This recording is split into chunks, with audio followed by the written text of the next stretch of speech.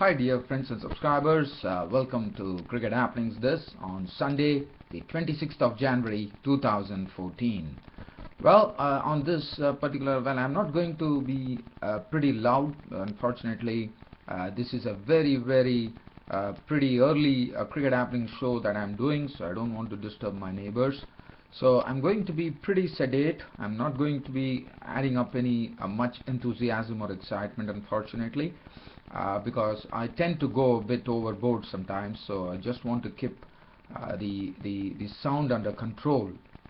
Well, so as you all understand, dear friends and subscribers, at this particular Cricket Happening show, well, it's only going to be talking about the Australia's completing the one-day series win over England in fine style, and what a way to actually complete, and what a day to actually complete the 4-1 win over England in the one-day series, where it was the Australia Day yesterday. It was a significant day for Australia, and I thought it was absolutely fitting that the match really went down to the wire, and finally it was Australia, even though they put up a very low score on the board of only 217 runs for 9 wickets of their 50 overs.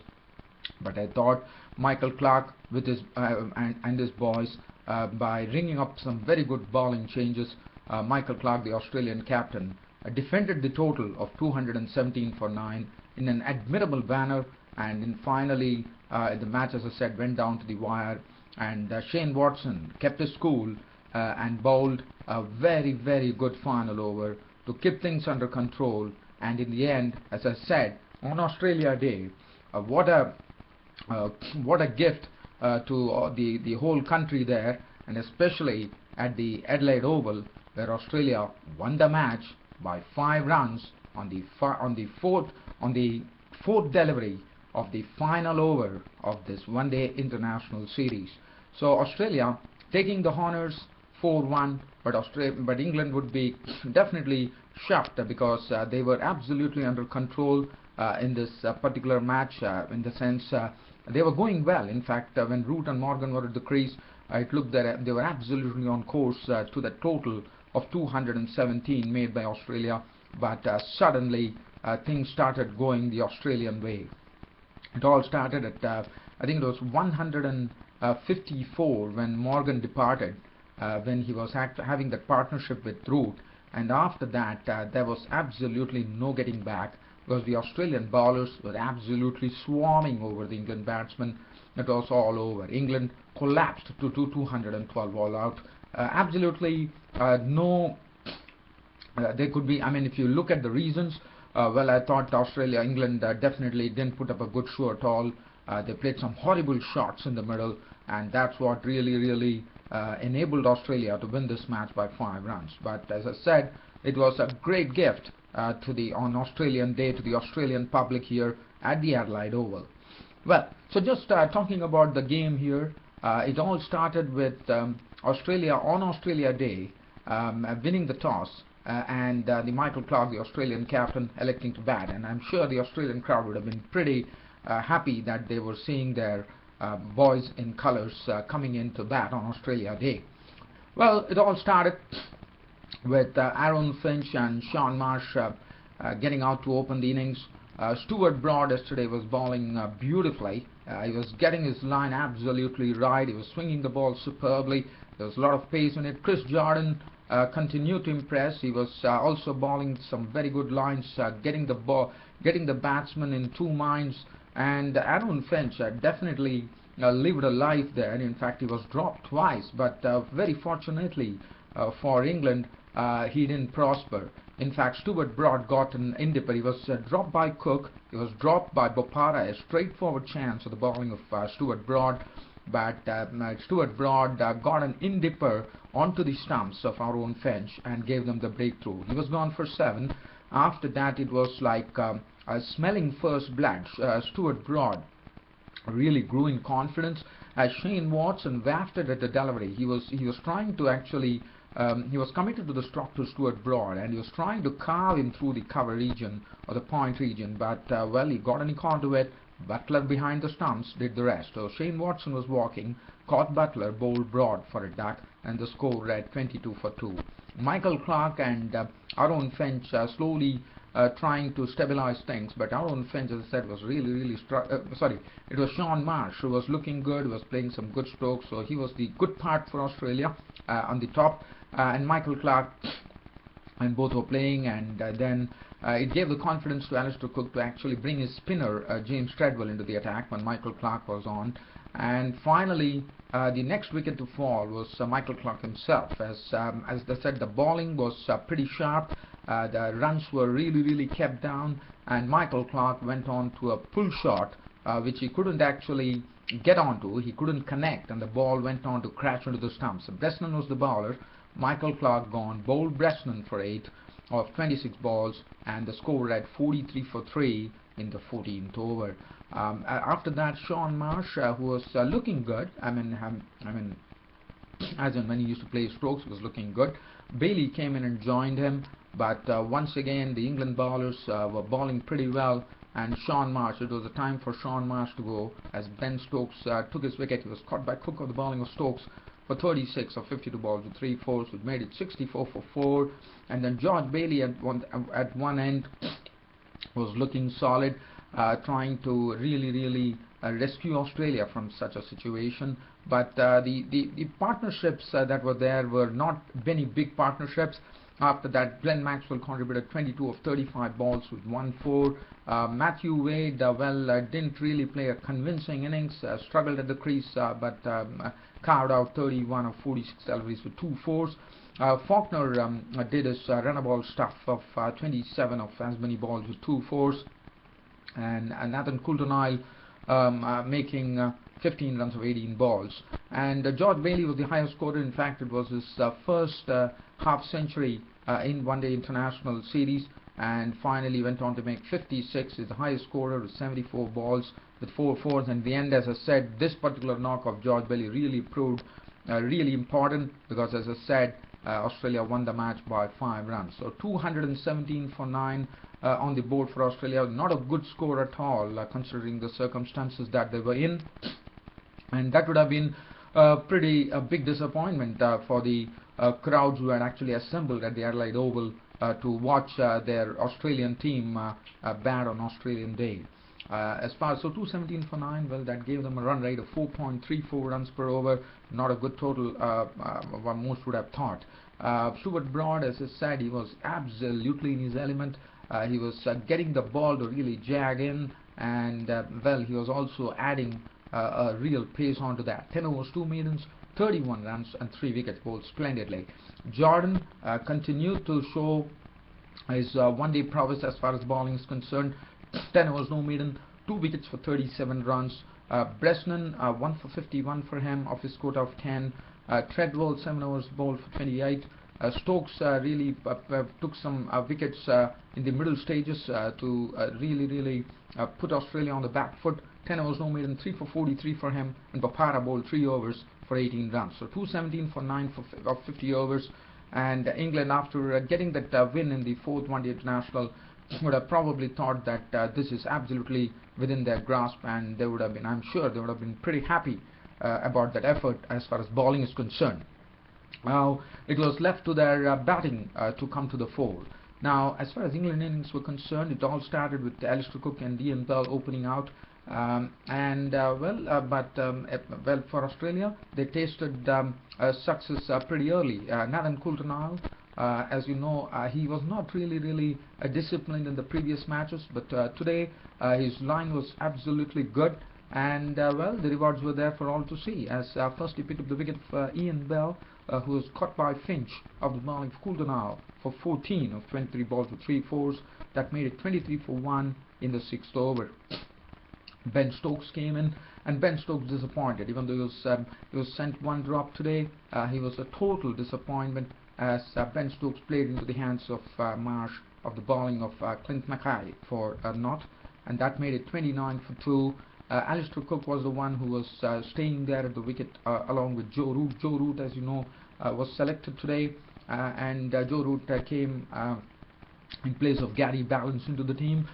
And Joe Root, well, he couldn't really force the pace, but Alistair Cook at the other end was trying to do so, and in doing so, Nathan Coulter once again got a ball to Alistair Cook, which he actually couldn't keep it down, and it was a tame shot according to me. It was caught by Bailey of the bowling of Coulter for 39. Probably that was the pitch which actually had the better of Alistair Cook, as the ball probably came on a bit slow to the bat, and Cook was gone. Caught Bailey, bowled Coulter for 39 of 62 balls with 3 fours, 90 for 3 in the 24th over, and then it took Ian Morgan to come in and show his wares. As you know, Ian Morgan always tries to get the attack to the opposition, and that's what he precisely did. Joe Root at the other end was playing second fiddle, and suddenly from 90 for 3, which was a situation which was not, which I wouldn't say it was very bad, but definitely they definitely needed someone to stay at the wicket, and that came in the form of Morgan and Root, and they pushed on the score to 154. So essentially it was a 64-run partnership, which took on probably more than 12 overs. And once that was going on, things looked pretty good for England at that particular stage when Ian Morgan was disgraced. But suddenly things started happening for Australia.